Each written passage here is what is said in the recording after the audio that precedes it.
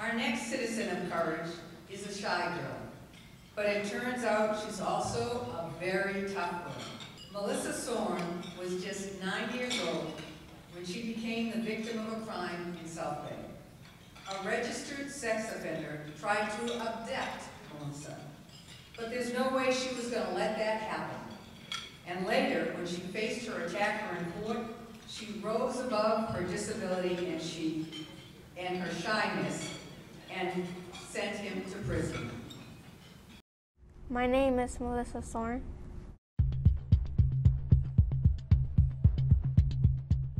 And as she walks across one of the streets, there's a van parked with a male outside of the van.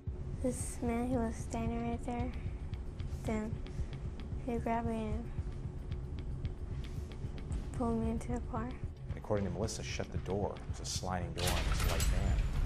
And then she struggled with him and started screaming. He covered my mouth, then I scratched him in the face.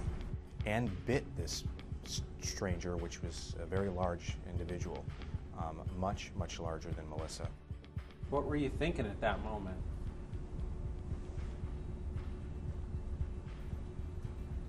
Scared.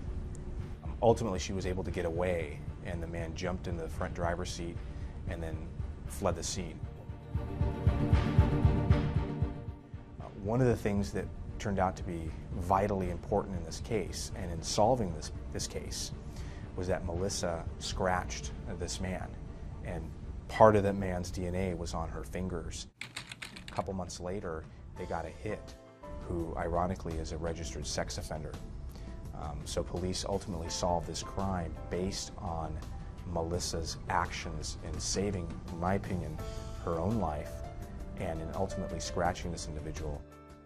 Even with the DNA evidence, we still needed her to testify as to what happened to her. We learned through the investigation and speaking to her teachers and also her family that she does have a learning disability and was a little delayed. Her teachers indicated that she was selectively mute, meaning that she would not often talk to people. Most of the time, she would just look down and either nod her head or shake her head or not respond. But two things were critical. One was the victim advocate in this case, Nori Figueroa, who spent numerous days and efforts in meeting with the victim and myself and getting her to be comfortable and actually trying to get her to tell us what happened. And also the canine support. Nori the dog was just fantastic in this case. It's unbelievable the strides that she took in getting to the stand and testifying from when I first met her and she would not even tell me her name. She was probably the most courageous victim I've ever encountered in my career as a prosecutor.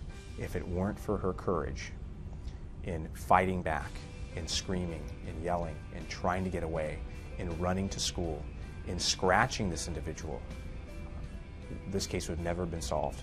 It was night and day from when I first met Melissa. I'd like to think that in this really dark process that she's benefited in some sense.